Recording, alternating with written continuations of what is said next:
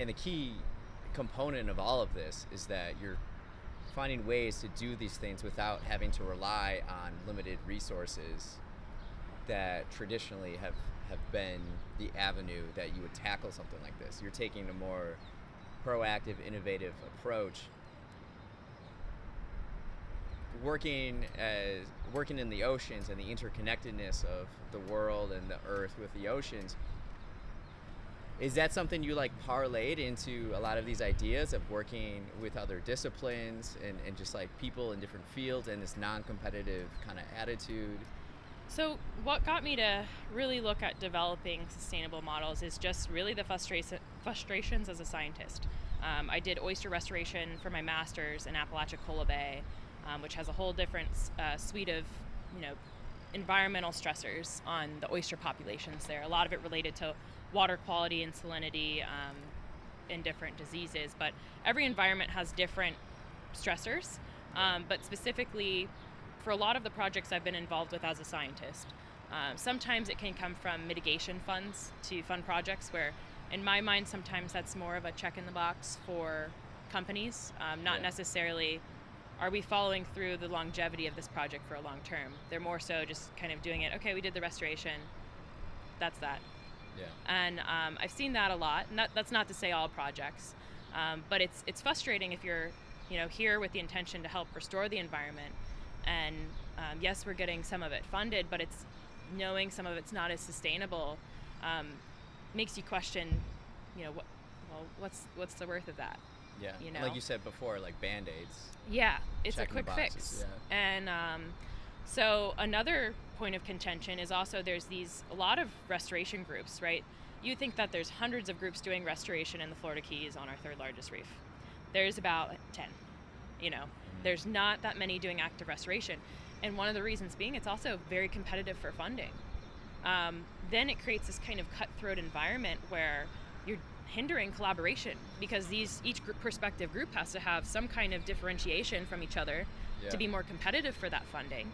And a lot of them don't have the most sustainable models. So we work with Coral Restoration Foundation, MOAT, as well as the Keys Marine Sanctuary, Keys Marine Lab in the Keys. And everyone has a little bit of different restoration methods, but it's kind of sad to see where certain spaces can directly hinder actually sharing critical information. Yeah. They've been really great about it now, and there's actually a new Florida enactment it's a genetic salvage project, where they're preserving species that might be impacted from disease, because now all these institutions, including Frost and a lot of other ones, are actually housing these corals for the future for spawning and reproduction. So that's become this beautiful kind of state mandated, we're all going to work together and preserve this, but that's not always the case. And so I see that a lot in not just coral restoration, but other groups where we have this, we're all collaborative, but they're not actually sharing critical information that could help us all grow and get this work done.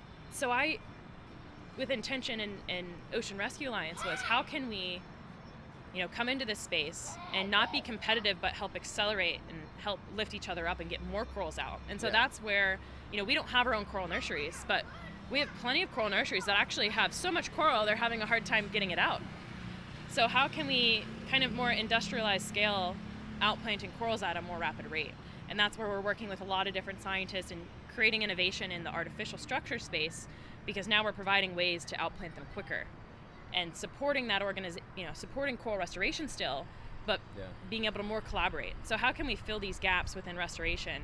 And we're definitely, working on that in the ocean space, but it's needed everywhere. I mean, it's not just the marine sector. I think there's so much that we can do to collaborate. It's like an interesting point too. It's like, while you're talking about collaboration with coral reefs and within this environment, that can still be applicable to like any other field, you know what I mean? Like, and personally, like I see with the 21st century and all these capabilities using technology and our connectedness, like we should be able to do a lot of cool stuff. And I think that's kind of the first step, is kind of that mindset of like, until now we've been kind of working under like a model in our minds of like individuality and competitiveness, when like the more we work together, the more problems we can solve. Exactly. And it just makes more sense.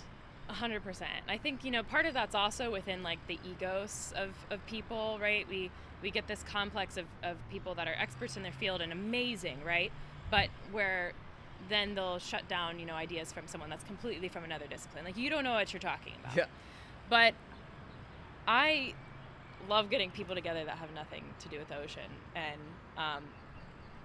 I think so many unique ideas can be spurred from putting people from each perspective discipline in the same room and solving those issues. I'm honestly a firm believer of we can solve the majority of all the problems that we have today with more effective collaboration and intention with putting people together that can do the job.